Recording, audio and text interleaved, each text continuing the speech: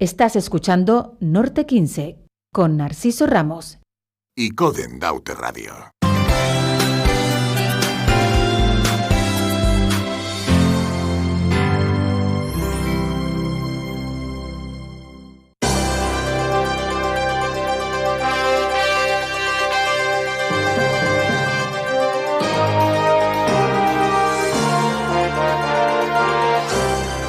Entrevistas en Icoden Daute Radio. Estábamos orientando las cámaras, que no pasa nada, eso es la magia de la radio, y bueno, y quienes nos ven en streaming de vídeo, pues estábamos moviendo una de las cámaras. 33 minutos sobre las 7 en la recta final del programa. Como ya les anunciaba, está con nosotros Luis García, que es un relojero icodense en una profesión que es realmente histórica y que hoy en día, a pesar de las nuevas tecnologías, sigue siendo necesaria y creo que seguirá siendo necesaria por siglos y siglos, pero a veces las nuevas tecnologías desvirtúan, entre comillas, la importancia que tiene un reloj de verdad, porque bueno, lo que llevo yo, por ejemplo, que es lo que llaman ahora un watch, que es un reloj en inglés, en fin, que también te da la hora, pero como bien decía Luis, bueno, pues para el tema de la salud, para el tema de mensajes, de incluso llamar por teléfono, y también tiene reloj, pero al final es como si llevaras un pequeño móvil en la mano. Luis García, muy buenas tardes. Buenas tardes. Pégate un poquito más al micrófono. Buenas tardes. Ahí. Y bienvenido a Icoden Daute Radio. Además, sé que eres un oyente asiduo, ¿no? ¿Verdad? De esta emisora, ¿no? Sí, señor. Sí. El otro día yo pasaba por la relojería de Luis a llevarle un arreglo de un reloj y estaba oyendo la redifusión de este magazine. Pues gracias por escucharnos. Antes de comenzar con lo que es la profesión de la relojería o relacionado con ello, Luis, me gustaría preguntarte qué opinión tienes tú de estos relojes, estos watch modernos. Bueno, antes que nada, quiero darle las gracias a esta casa por invitarme y por esta entrevista. Y nada, agradecerle tanto a los técnicos como a ti y a toda esta casa que me haya invitado. No, por supuesto. Es que además estas son las entrevistas que a mí, sinceramente, me gustan desde el punto de vista de que son conversaciones y entrevistas sociales con personas de la ciudadanía, de cualquiera de los municipios de nuestro norte. Ya sabes que se nos escucha desde el pasado mes de mayo también. Uh-huh.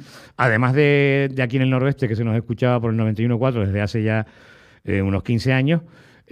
También ahora desde mayo del año pasado hemos puesto un nuevo dial, el 92.8 para todo el norte. Ajá. Pero manteniendo nuestra esencia de que estamos en Icó de los Vinos, estamos en la comarca de Icoden Daute, ¿no? En el noroeste. Bueno, ¿qué te parece? Sí, con respecto a los artilugios. A la pregunta, sí, que me has hecho. Que por cierto, si se va la luz y no tienes para dónde cargarlo, sí, ya no tienes reloj. Exactamente. Eso no tiene nada que ver con la relojería sí básica, lo que es reloj mecánico. No tiene nada que ver. Eso es como digo yo, un artilugio que te mide los pasos, que te mide la tensión, que te mide, en fin, tiene varias funciones, pero que en realidad no son modas que empiezan y terminan. La gente ya se cansará. Eso lleva un acumulador de carga que suelen fallar mucho, y una vez que falle ya tiene que tirarlo, pues no hay reparación. O sea, no. Y en fin, esa es la. En respecto a la pregunta que me dicen, ¿no? De qué consentimiento tengo de esos relojes o de esos artilugios. Luis, yo quiero preguntarte,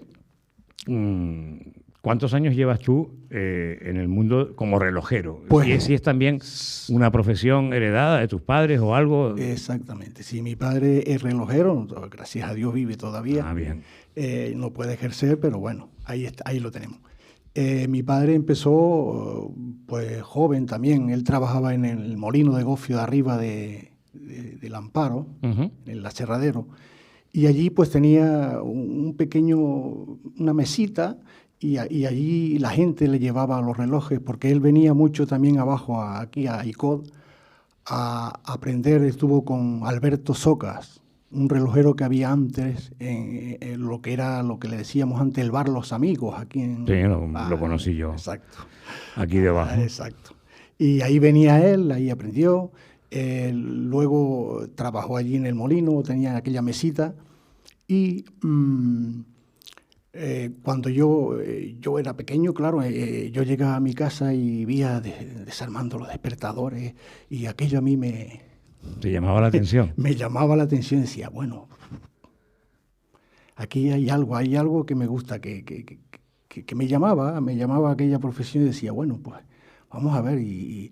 ¿por Porque qué en no? realidad tu padre la tenía como una profesión secundaria, ¿no? Sí, exactamente. Sí. Y entonces, pues, ya luego, cuando yo salí de la escuela, pues ya luego mi padre me traía, recuerdo, los despertadores. Que ya en ese caso la gente traía los despertadores y se solían partir mucho las cuerdas. Sí, me acuerdo de eso. Se le partían las cuerdas. Sí, porque además yo me acuerdo de forzar la cuerda, Ujú. que forzar en el sentido de que ya le pasaste toda la cuerda, pero el reflejo que uno tenía era de forzarle, darle más a la cuerda, y llegaba al tope y al final la Sí, arrancabas, ¿no? O bien el trinquete que se partía, lo que sujeta bien la cuerda. Y en fin, había muchas averías por ahí. Y él, venga Luis, desármalo tú, que yo lo armo. Y yo digo, bueno, como tú lo armas... Desarmar es más fácil. Sí, es más fácil. Bueno, pues ahí empezamos y ahí luego ya después hice un curso básico en Lérida, en la Escuela Cronos. Luego él ha sido siempre mi maestro en lo que es la relojería mecánica, cuando eso no existía prácticamente la electrónica, ni pila, ni nada, sino la mecánica, que es la que a mí me fascina. Ya lo de hoy no. Lo de un pedazo plástico y... Porque al final, en la relojería de hoy, sin entrar en los watches estos electrónicos que hablábamos antes, pero la relojería mecánica, poca, ¿no?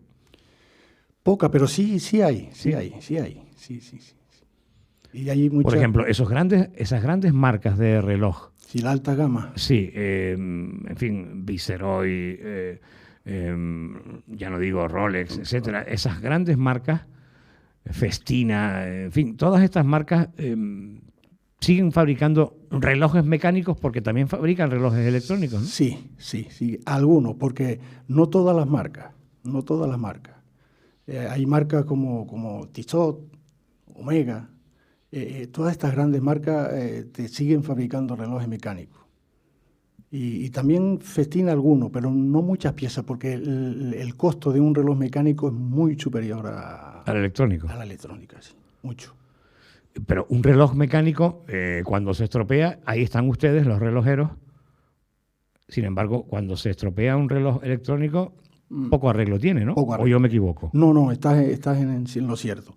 De hecho, nosotros fuimos a un curso a Madrid hace 5 años de esto para atrás, y sobre los relojes eso. Y en fin, todo lo que se habló allí se explicó, pues no, a la larga, digo, bueno, ¿y qué se le puede sacar a esto? Nada, el enchufe de contacto y poco más. Ya. La historia del reloj, leo aquí en San Google, el más antiguo conocido fue encontrado en Egipto y data de hace 3.500 años aproximadamente. Consistía en 2 bloques de piedra, uno que servía de aguja y otro donde se marcaban las horas. Y bueno, hay ciudades y hay lugares donde funciona también todavía, Luis, el reloj de sol, y son atracciones turísticas que forman parte de la identidad de los lugares, ¿no? Sí. Eso sí. Muy importante eso. Pero esas cosas en las que se van perdiendo por estas cosas que te comentamos antes, ¿no? De las modas, de las cosas, en fin, va pasando todo y todo tiene que... Yo lo entiendo que tiene que superarse, pero esa identidad que dices tú del pueblo, de la nación, de tener ese reloj de sol ahí, que a lo mejor ninguno la tiene, sino ese... No sé si me... Oye, ¿tú le ves Porque ahora mismo en Ico de los Vinos, además de ti, ¿hay algún otro relojero o relojera? Que yo sepa, reparar, montar ejes de volante, que es lo que es la verdadera relojería. No, ninguno más. Cuando tienes que llegar al corazón del reloj mecánico, que es el volante, ahí son fuerzas mayores. Ahí hay que... Porque, el volante es la parte, como si dijéramos, el corazón. Uh-huh. Hay que ir con mucha delicadeza y conocimiento, claro. No puedes meterte a tontas y ciegas ahí. Y cuando te viene un reloj de alta gama... Es una responsabilidad increíble. Exactamente. ¿No? Es una responsabilidad. Tienes que tener los instrumentos finales, lo que es destornilladores, pinzas, todo al día. Yo digo, esto es un pequeño quirófano que todos los días hay que tenerlo a punto. Uh-huh. Y lo que te preguntaba era que si solamente en Ico estás tú, en el norte, que sepas tú, algunos otros u otros relojeros. Que yo sepa, está Fran en la Orotava, pero trabaja más en la alta relojería, o sea, con relojes de alta gama. De alta gama. Y que yo sepa, sí, reparadores, pues ya quedamos pocos. Había uno en la montaña que ya se jubiló y que yo sepa, no. Otro en la Caleta, que creo que ya se jubiló también. En fin. ¿Es una profesión que se va a perder? ¿Desde tu punto de vista? Yo pienso que con el tiempo, no lo sé, pero yo diría que sí. Si las tecnologías van como van, avanzando y... Obviamente hablamos, o la pregunta va enfocada a lo que es el reloj, el mecánico. El reloj mecánico. No, siempre habrá, como digo yo, en las gavetas, en los pequeños cajones que tiene la gente por ahí, siempre hay un reloj sucio, viejo. Pero detrás de ese reloj, Narciso, hay una historia, hay un sentimiento, hay recuerdos, que eso es lo que yo aprecio, porque a veces me traen un reloj. Hace un tiempo me vino una chica joven y me dice, ay, usted me lo podía reparar, y le salieron 2 lágrimas y le dije, pues claro, a ver si te lo puedo reparar. Y si es que mi abuela, en el último lecho de muerte, me lo puso en la mano y me dijo... Fíjate.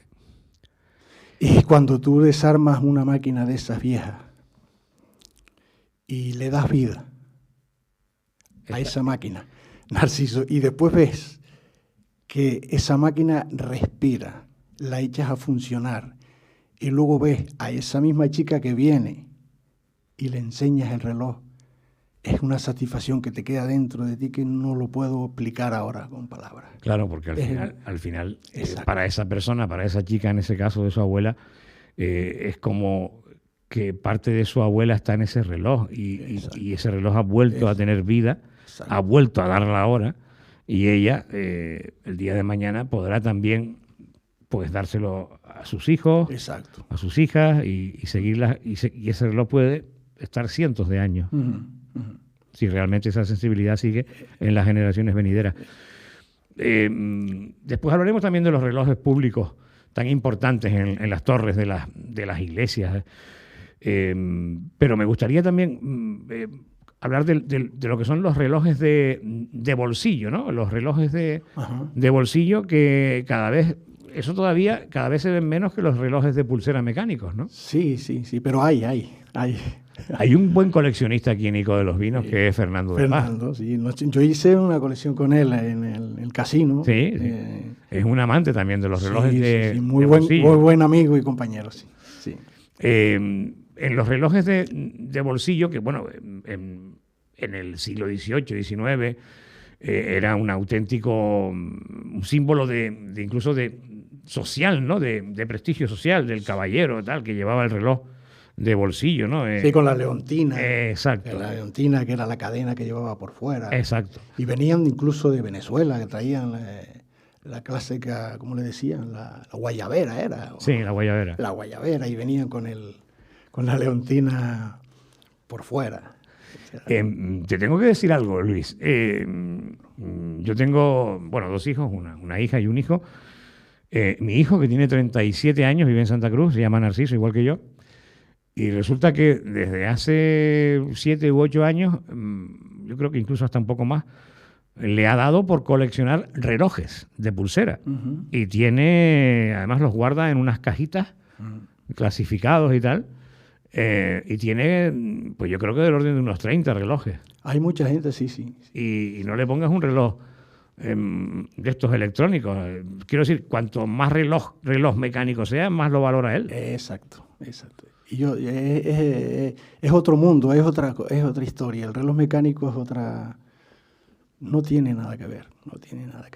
Pero hay gente así que tiene muchas colecciones de relojes en la casa. Además, yo tengo también clientes que ahí vino, hay más atrás uno que trajo un montón para ponerle pilas, hay que revisarle las pilas, quitárselas para que no se oxiden, porque claro, esas otras, las pilas dentro, si dejas un reloj con la pila dentro se sulfata y se oxida todo. Uh-huh.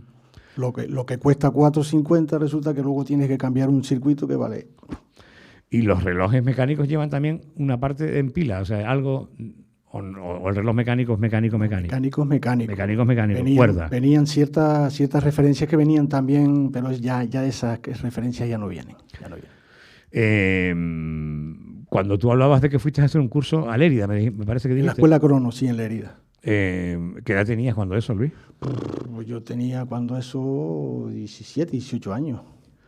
Fue antes de ir al cuartel. Y ahí esa pasión que tenías ya de niño, viendo a tu padre, cuando fuiste a ese curso, viniste para acá, bueno, como una moto, ¿no? Hombre, con ganas de hacer un montón de cosas. Esa es la base, esa digamos son los pilares del edificio. Ahí es la base de la relojería, lo que es el funcionamiento. La energía del reloj mecánico es la cuerda, que digamos sustituye a la pila. Sí, la pila sustituyó a la cuerda. Exacto. El rodaje al circuito integrado.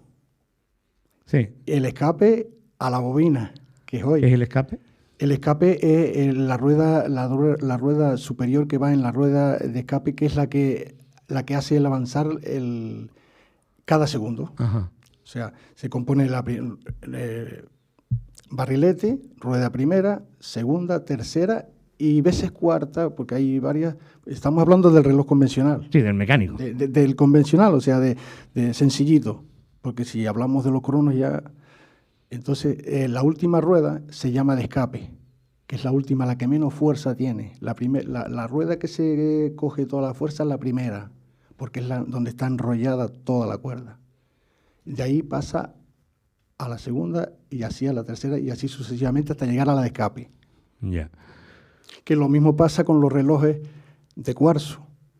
En el reloj de cuarzo la pila acumula 32.768 hercios por segundo, imagínate. Entonces, esos 32.768 hercios empiezan a descontarse segundo a segundo, hasta llegar a 1 segundo. Por eso el reloj de cuarzo es tan fijo. Yeah. No sé si me entenderás. Un poquito, no mucho. Sí.